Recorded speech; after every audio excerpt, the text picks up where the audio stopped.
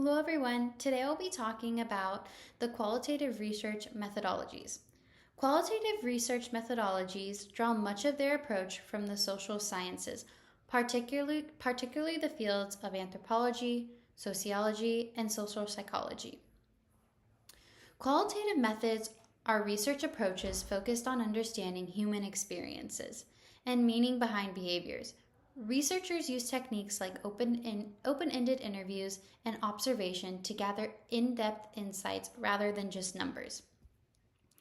Today, I will be applying qualitative research methodologies on how I used it in a situation with my son without even knowing it. One day, after I picked up my son after school, I noticed him sitting on the couch.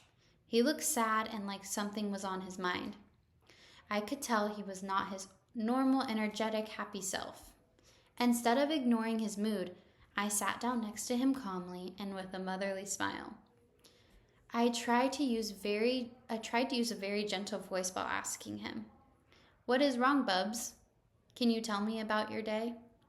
His little eyes looked up at me slowly. He seemed happy that I noticed and that I was genuinely interested. He began to talk, and in his little rustic voice, I could hear the shakiness and frustration in his words. He told me he got into a fight with his best friend at school today, and his friend called him some really mean things. I could sense his anxiety while telling me what happened, and it made my heart hurt immediately. I gave him a big hug and squeezed him very tight, and let him know I'm always there to listen. Now that I have discussed my experience, I will explain how qualitative methods played a role in my interaction. Through this interaction with my son, I learned that qualitative methods, even parenting, are incredibly helpful. By observing, asking open-ended questions, and actively listening, I was able to gather insights into my child's feelings. I might not have discovered this through a simple yes or no question. Emotions also played a big role here.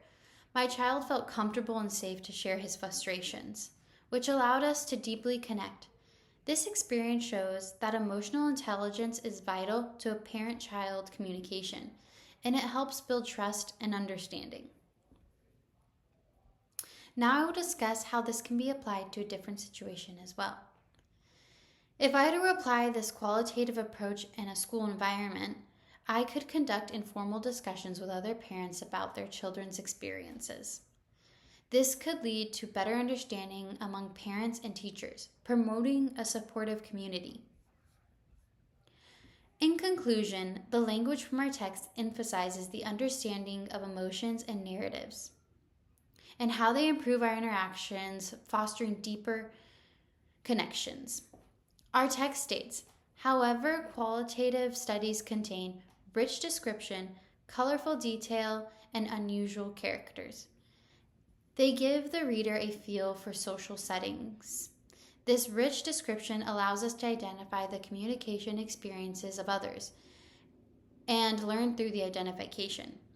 Through my experience, I realized how qualitative methods create new meaning in our relationships. So what does this mean for us? This is a new way to look at communication, encouraging us to prioritize emotional intelligence and active listening in our daily lives. We can create a more supportive environment at work, at home, and in schools. Thanks everyone for listening.